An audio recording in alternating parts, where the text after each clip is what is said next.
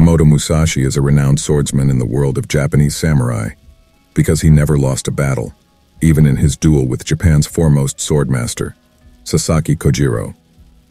Musashi was born and raised during the turbulent Azuchi Momoyama period, when internal conflicts raged and feudal lords vied for power. On his journey to pursue the art of the sword and seek enlightenment, Musashi left behind timeless words of wisdom and notably authored The Book of Five Rings, a discourse on swordsmanship and the way of the swordsman, which remains a bedside companion for readers around the world. When he was young, Musashi suffered from eczema, which affected his appearance. Additionally, his wild and unruly nature led him to be shunned by the village, almost seen as a demon's child. Due to his parents' divorce, Musashi lived with his biological father and stepmother, but their relationship was far from harmonious. In a conflict with his father, Musashi left home at a young age and went to live with his uncle Dorinbo, a monk in the Shirei temple, at the age of 7. Musashi's talent in swordsmanship became evident very early on.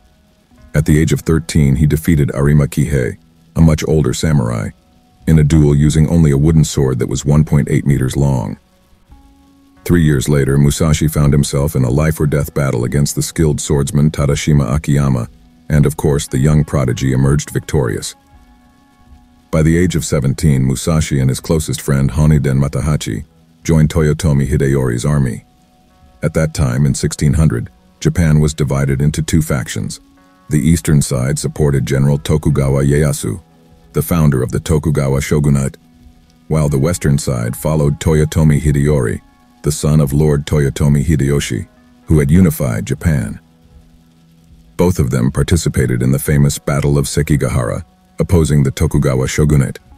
However, in this battle, Tokugawa's forces emerged victorious, marking the beginning of a new dynasty that lasted for nearly 300 years. Musashi and Matahachi fortunately survived the battle and vowed to achieve greatness in their lives. Though he escaped death, Musashi became a ronin, a masterless samurai wandering the land. To avoid constant pursuit, he had to change his name. From a cold and wild individual, Musashi matured, transformed himself, and disappeared within a few years, secretly training on Kyushu Island. He then re-emerged in 1604 as the great Miyamoto Musashi. At the age of 15, Miyamoto Musashi embarked on Musha Shugyo, meaning a warrior's pilgrimage. During this time, he traveled extensively, self-trained, and engaged in a series of duels. After becoming a ronin, he encountered his toughest opponent yet, Sasaki Kojiro, and killed him. Following this event, Miyamoto Musashi seemed to have an epiphany. He abandoned the use of steel swords, opting for wooden ones, and no longer killed his adversaries after each battle. A notable instance was his encounter with Lord Matsudera Katsukata.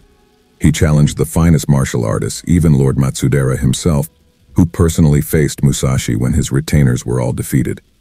Fortunately for Matsudera and his men, Musashi used a wooden sword and abandoned the habit of killing his opponents. Eventually, Lord Matsudera acknowledged defeat and invited the highly skilled swordsman Musashi to stay as his teacher.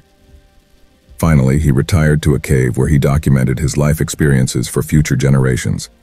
Musashi's written works have provided a deeper insight into the way of the warrior, which encompasses the discipline, focus, restraint, and honor of samurai. This path of the warrior, governed by ethical and moral principles, is often referred to as Bushido. Just before his passing, Musashi penned down 21 principles for how a warrior should live. These timeless principles are known as Dokodo, and they are a collection of values that can inspire us to lead better lives. Therefore, in today's video, we will explore some of these valuable principles. In the noisy world of the modern era, we are rarely alone, and our minds are constantly bombarded with information, thoughts, and distractions. That's why solitude can sometimes be the path to life transformation. Why do I make this assertion? Of course, because Miyamoto Musashi, the legendary samurai, believed in it. He lived his entire life in solitude, honing his skills and developing his philosophy.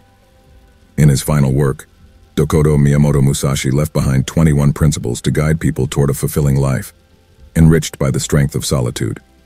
Firstly, as we know, Miyamoto Musashi was a ronin, a samurai revered by all. People admired Miyamoto Musashi not only for his mastery of swordsmanship, but also for his profound wisdom. The philosophies he taught continue to inspire people even after centuries have passed.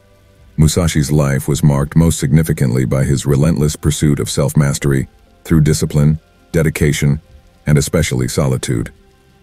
For Musashi, solitude did not mean living as a recluse, but rather it was a voluntary state of mind detached from the external world's noise. He advocated introspection, and he believed that a clear, uncluttered mind was the path to self-improvement. This understanding is succinctly captured in his work Dokodo, where through these principles, he provides guidance for living fearlessly, without regret, and free from distractions, emphasizing the importance of living authentically with oneself. Now, let's together begin to explore these teachings and shed light on how to apply them to life so that solitude can help us change our lives for the better. Musashi's philosophy emphasizes that solitude is not meant for isolating oneself, but is rather a path leading individuals to self-discovery and self-improvement. He believed that solitude would help him sharpen his mind and body, refine his skills, and gain a deeper understanding of himself. In the tranquility and serenity of solitude, he found mindfulness and distanced himself from the criticisms of others. It was also an opportunity for him to learn, develop, and understand his strengths and weaknesses without external noise clouding his perspective and self-awareness. Musashi wrote that one should be humble towards oneself and serious towards the world, encouraging people to look outward, observe, learn, and understand the world around them. Simultaneously, maintaining humility about oneself helps curb inner pride, opening one's mind to the vast knowledge the world can offer. These humbling insights, combined with a profound understanding of the world, opened a magical door to self-improvement and personal development. But how can we apply these ancient lessons about solitude to our modern lives? The present era has changed significantly compared to Musashi's time, because we are constantly connected through technology. While these connections can bring us closer to others, they can also interfere with personal experiences and rob us of the tranquility in our lives. Based on Musashi's teachings, solitude holds immense value for personal development and self-understanding. To apply these lessons to our lives, Musashi first advises us to regularly set aside time for ourselves, away from the noisy and complex external world. This principle aligns with Stoic philosophy, as it emphasizes self-focus. We can practice this by engaging in meditation, allowing our souls to freely wander, and comfortably reflect. Furthermore, Stoicism and Musashi both recommend challenging yourself with a digital detox. Specifically, set aside a certain period each day to temporarily disconnect from electronic devices and social media. This allows you to create a serene space for yourself. Remember that solitude isn't just about physical separation. It also pertains to the mental and emotional state of an individual. Stoicism reminds us that it implies distancing oneself from seeking approval and comparing oneself to others. The key is to stand firm in your beliefs and decisions, even when they go against the opinions of the crowd. Lastly, following Musashi's principles, consider solitude as a priority and an essential part of your self-care journey.